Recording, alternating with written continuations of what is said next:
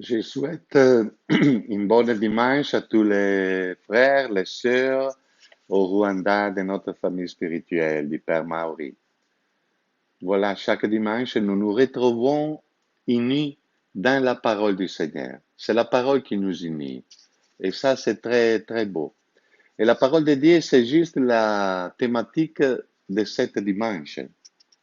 Dieu nous parle. Dieu nous cherche. Si nous parlons à quelqu'un, c'est parce que nous voulons le rencontrer, pas le connaître. Si nous voulons le connaître, nous pouvons l'étudier quelque chose. Mais si nous voulons rencontrer quelqu'un, nous devons lui parler, c'est-à-dire entrer en un dialogue. Le dialogue, c'est ce qui commence l'amour, enfin, la connaissance qui vient du dialogue et de l'amour. Et Dieu nous parle. En lui-même, Dieu est Père, le Fils qui est le Verbe, la parole du Père, et le Saint-Esprit. Dieu est cet amour en lui-même. Et il nous donne de partager de cet amour. Il vient nous chercher dans la parole. Après le péché, c'est Dieu qui parle pour les premiers, par les premiers. Adam, où es-tu? Où te trouves? Voilà. Donc, nous devons estimer la parole, bien qu'elle soit mystérieuse. Parce qu'il est plus grand que nous. Un objet, je peux le prendre, le mettre dans la poche, mais avec la parole de Dieu, je ne peux pas faire ça. Avec la parole de Dieu, je dois l'accueillir comme, comme un dialogue qui m'ouvre au mystère de Dieu, au mystère de la vie. La parole de Dieu, c'est la vie elle-même. Voilà alors que le Seigneur nous dit dans la première lecture, justement, que, je vais vous lire, hein, que comme la pluie et la neige descendent des cieux, ainsi la parole qui sort de sa bouche sort de lui et vient à nous. Ah, mais quelle est la parole qui sort de la bouche de Dieu? C'est le Christ. C'est le Christ qui est descendu du ciel pour nous. Le Christ est descendu du ciel pour nous. Et qu'est-ce que fait cette parole qui descend du ciel? Abreuve la terre, parce que nous sommes une terre aride, assoiffée, qui a besoin d'être abreuvée. Voilà.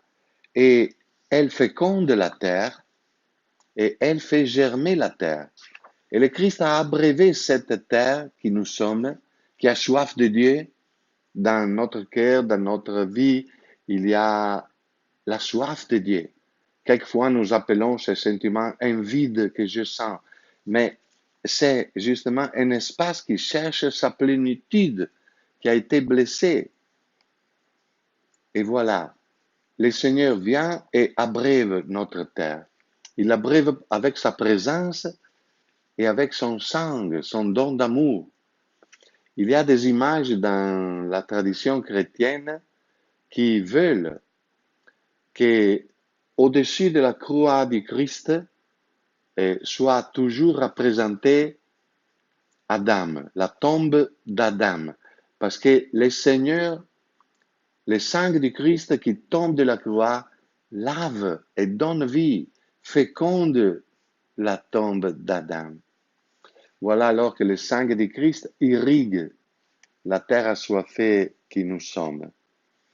Et même, pas seulement elle irrigue, mais elle féconde.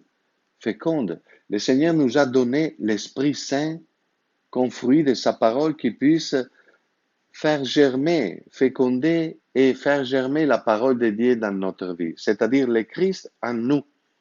Le Christ en nous. Une autre image chrétienne très importante, c'est la Vierge Marie qui reçoit l'annonce de l'ange. Le récit dans son cœur, elle le reçut tandis qu'elle va tisser une étoffe. Qu'est-ce qu'elle va tisser? Elle va tisser en elle-même la chair du Verbe de Dieu, la chair de la parole de Dieu. Et c'est une image symbolique et pour nous c'est très très très riche parce qu'elle nous enseigne que nous sommes appelés à tisser le Christ en nous. L'Esprit nous est donné afin que nous puissions tisser les verbes en nous. Ça, c'est la vie chrétienne.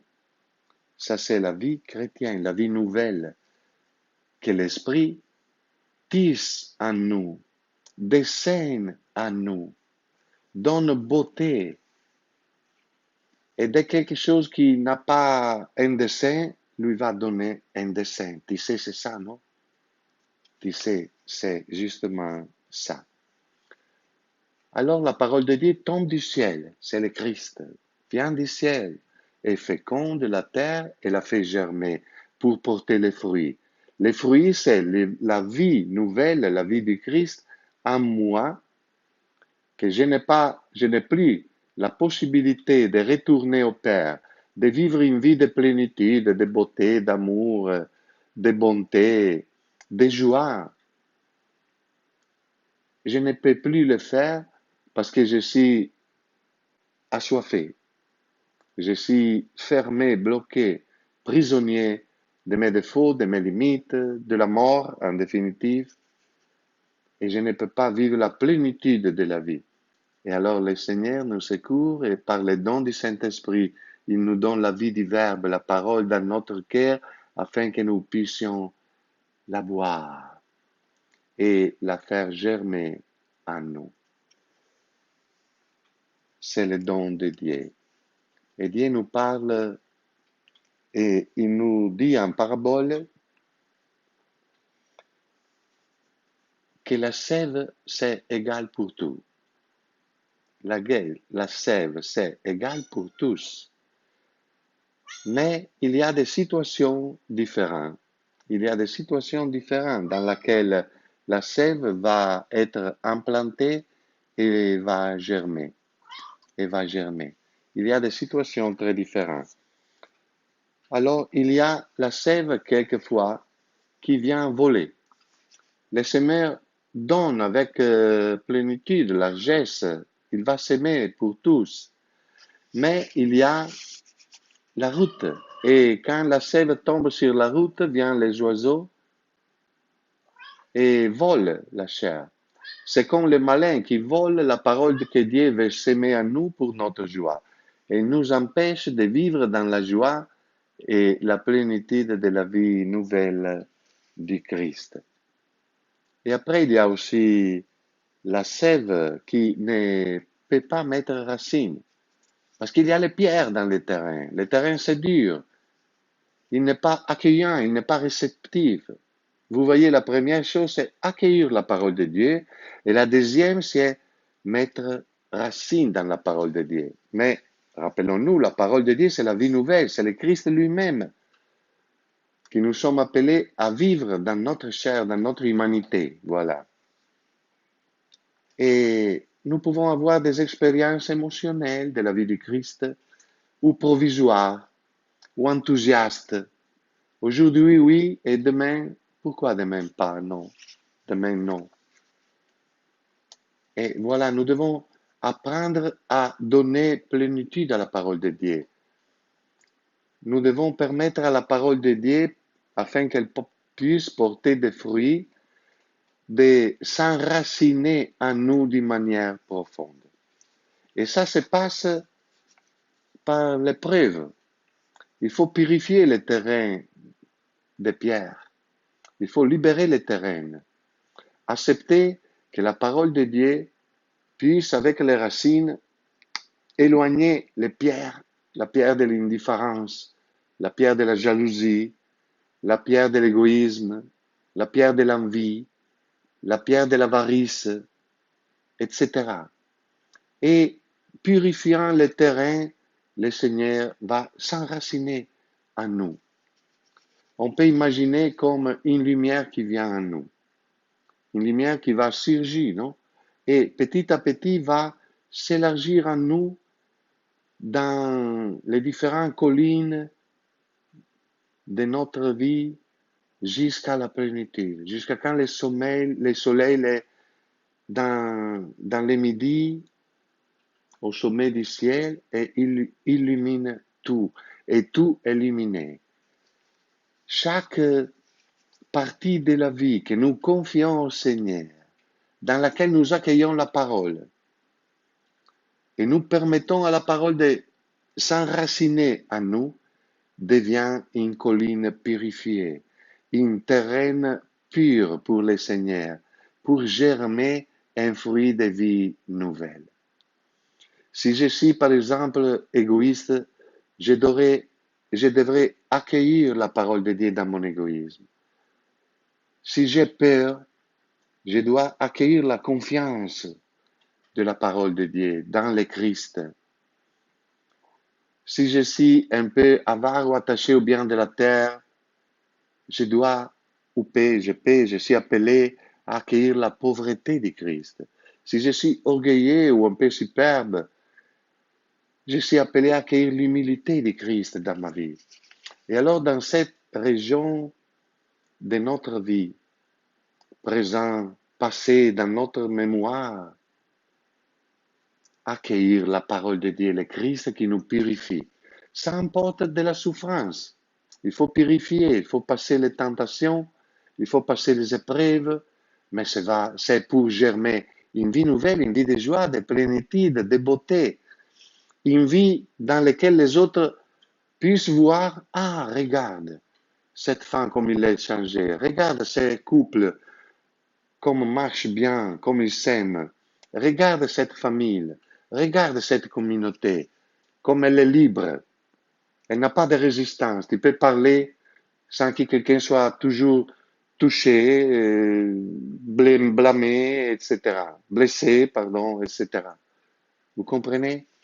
Alors, il faut grandir et accepter de passer les tentations dans notre vie personnelle, dans notre vie communautaire, dans notre vie de famille, en tant que famille spirituelle.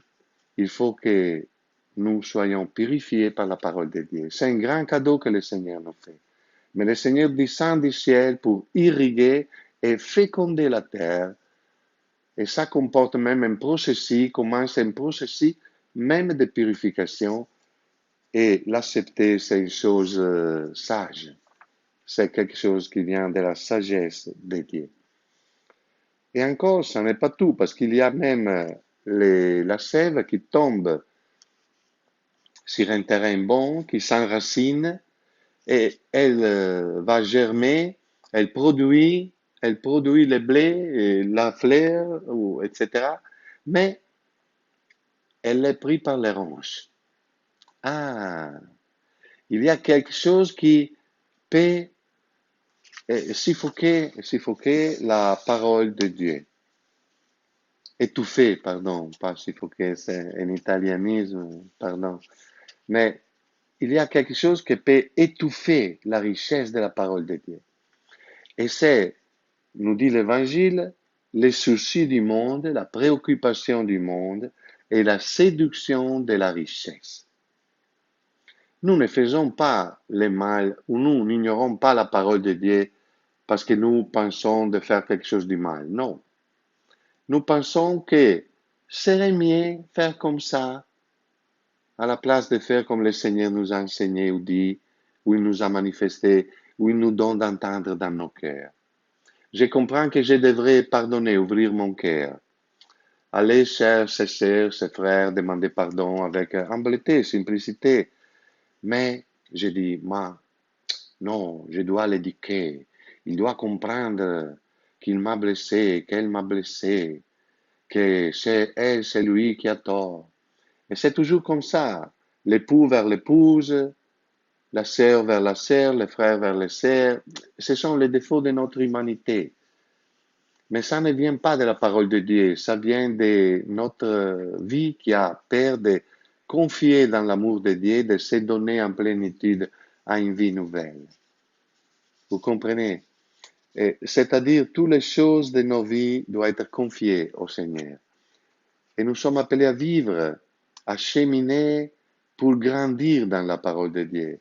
Parce que si après, je peux vaincre la tentation, l'étouffement, si je ne me laisse pas dominer par l'étouffement de la peur, de l'égoïsme, de l'envie, de la jalousie, etc., de tous les défauts, les vices humains, alors la parole va porter à moi une nouvelle lumière. Je dis non, je ne vais pas me faire suffoquer de ronces. Je vais purifier le terrain afin que la sève de Dieu puisse mûrir et porter un fruit de beauté, de sagesse, d'amour, de confiance, de fraternité pour toujours. Et enfin, la sève peut tomber sur une terre bonne. La terre bonne, c'est la terre qui a passé toutes ces phases, vous comprenez? Parce que la production du fruit, c'est un processus dans notre vie. C'est quelque chose de dynamique. Ne tombe pas du ciel seulement, mais tombe du ciel et a besoin de trouver l'accueillance du terrain, la purification et un cheminement nouveau de vie. Voilà. Alors, la sève qui tombe sur la terre bonne, c'est celui qui entend la parole et la comprend, donne chair dans sa vie à la parole de Dieu. Il porte fruit en raison de 100 ou 60 ou 30. Le Seigneur ne désire pas que nous vivons pour porter un fruit qui n'est pas à notre portée. Mais les fruits qu'aujourd'hui je dois porter, je suis appelé à les porter. À grandir dans l'amour d'aujourd'hui, dans la parole de Dieu. Chaque jour, chaque jour, chaque jour. Bon dimanche à tous et à toutes.